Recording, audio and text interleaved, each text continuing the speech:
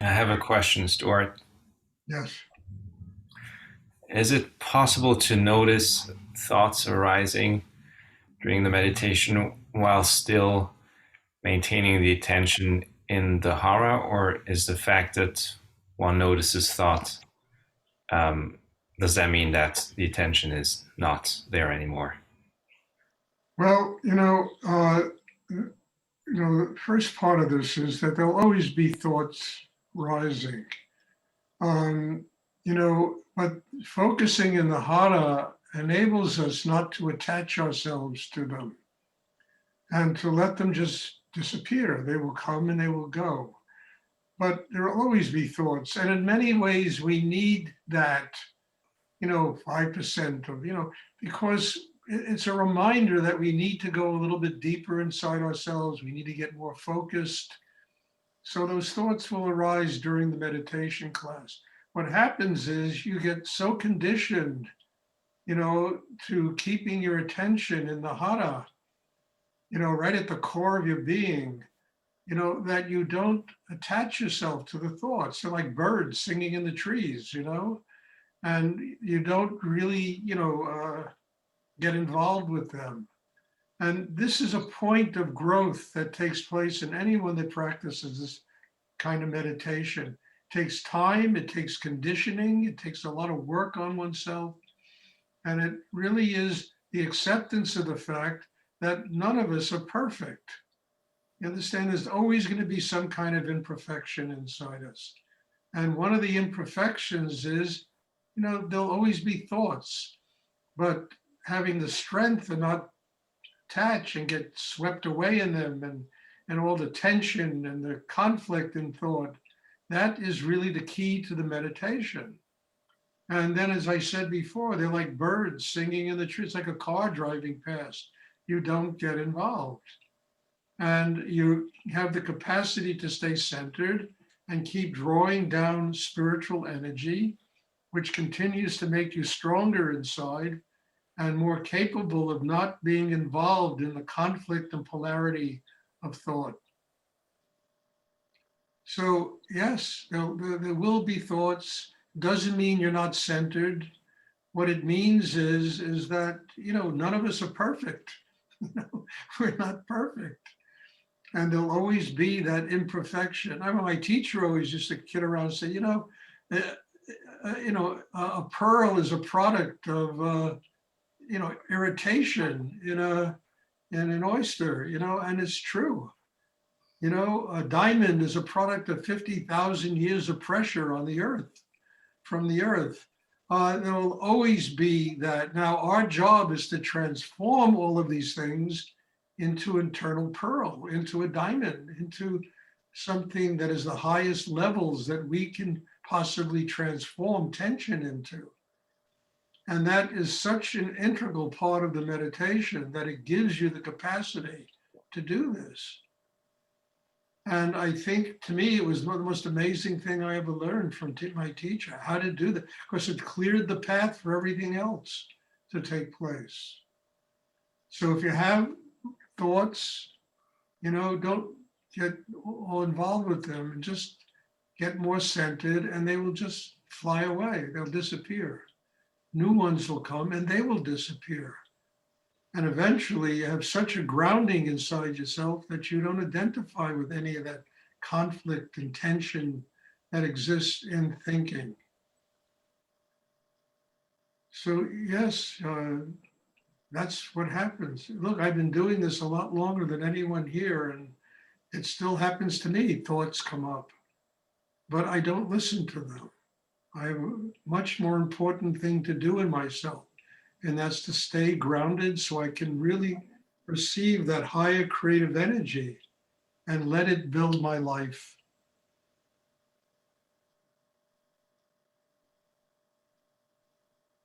I hope that's clear, and it's just part of living. There's always going to be something wrong in life, you know, and we too easily get swept away in all the crap that goes on in this world. And only because we haven't yet conditioned ourselves to become detached from it. to not allow it to suck our creative energy out of us. And that's thinking, and that's all the, stuff that goes on in life. And, for God's sake, But once we build that inner capacity, my God, so much energy is conserved that can be used to tap the source of all creative energy.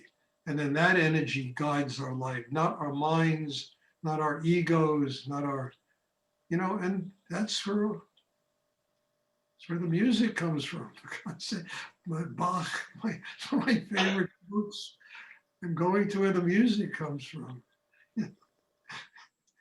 And we can tap that music, and it becomes this incredible manifestation of, what life as a sacred thing that we are living in, instead of being a royal pain in the ass.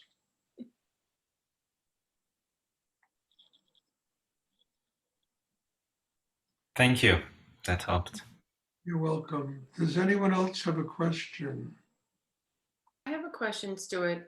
My mom went into the hospital today with pneumonia. And so my question is, what or how can I support her healing energetically? Look, if somebody is sick, you have to love them unconditionally. Understand?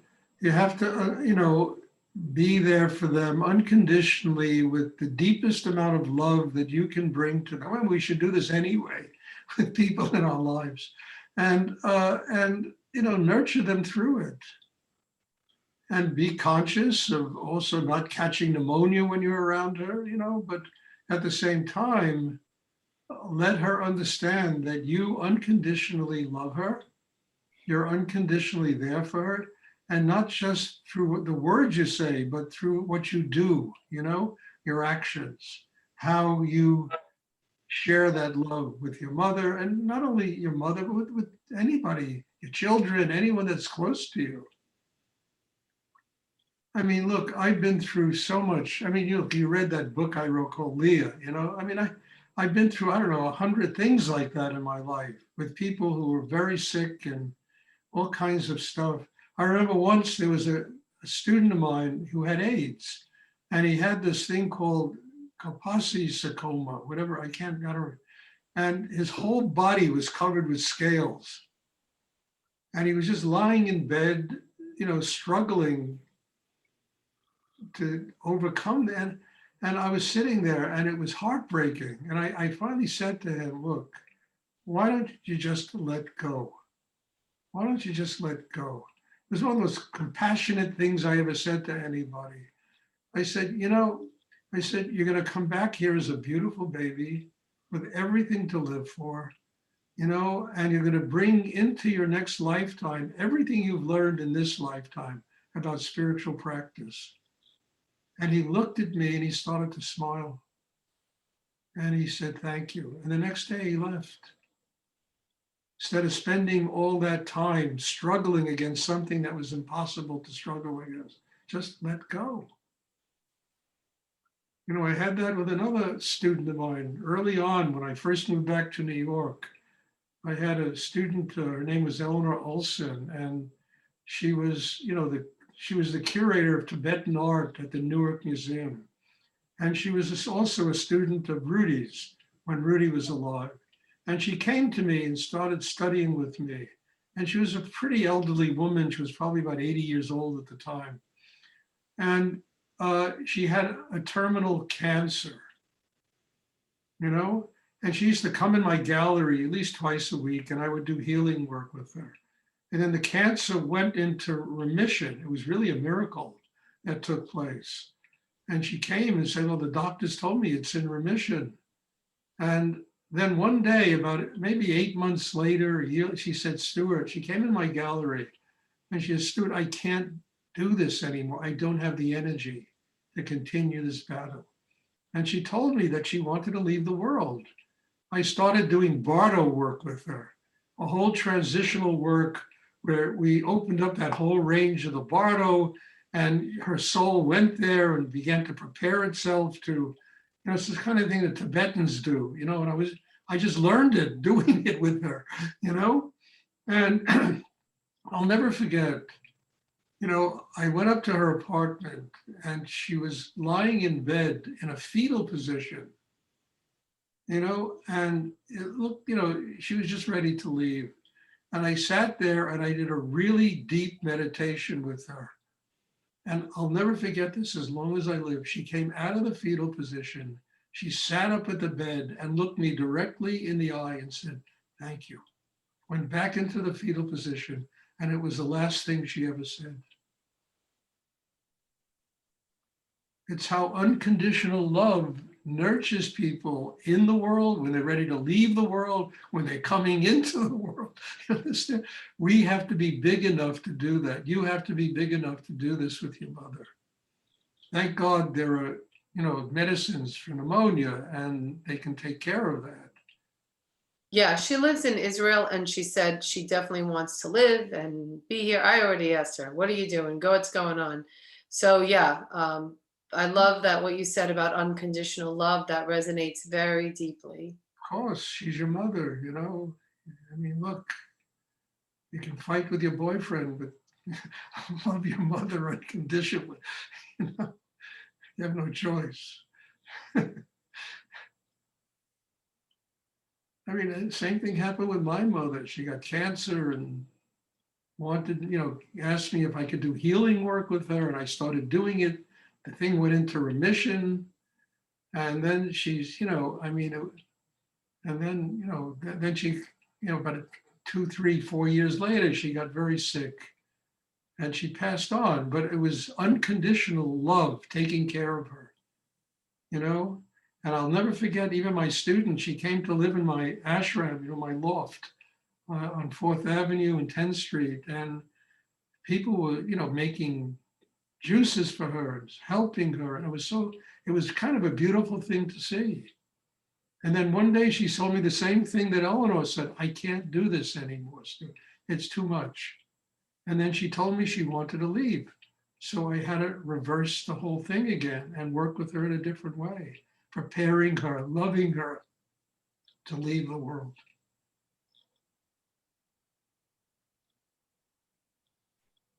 I mean, I have, a million stories of this kind, that I've been through in my life with people.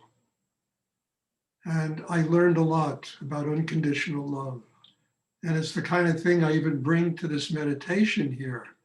I don't care if I like you, I don't like you, if I want to be friends with you or not, it doesn't matter to me. And what matters to me is that I'm here to serve God and transmit spiritual energy to everybody who comes.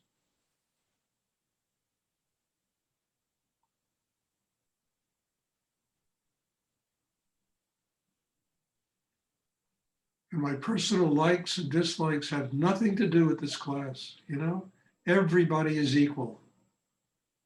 And everybody deserves to have the opportunity to grow and to have a spiritual life and to get free of all problems and tensions and kinds of stuff that really, make life very difficult for people.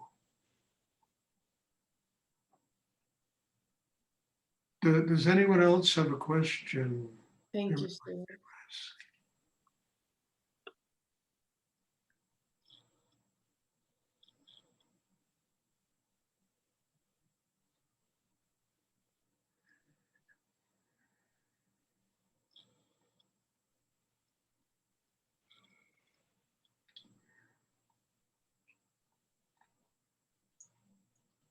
Okay, if there are no more questions. Again, I'm starting to do in-person classes. You're all invited. I know a lot of people don't live in New York or Connecticut where I live, but people are coming. We had 2 classes today of hands-on healing, and these are very powerful classes. And I'm seeing people get transformed in front of my eyes. Amazing, what's taking place. So you're all welcome to find a way to come and come for 3, 4 days. There's rather an inexpensive hotel that I'm going to buy stock in because everybody is staying there. It's not far from where I live.